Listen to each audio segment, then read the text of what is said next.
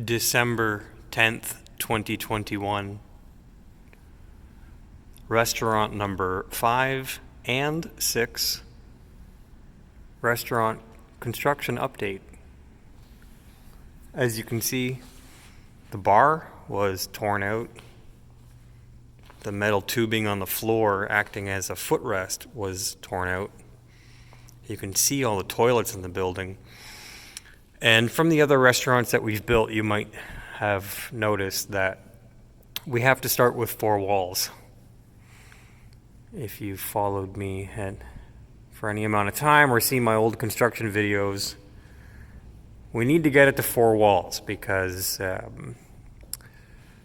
we have to start building on top of an empty space. So in this case, the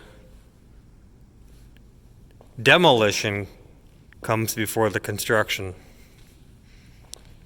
Some happy scrappers, I bet. Although this stuff, a truckload of that might be worth $10, $20. Mail for the previous tenants.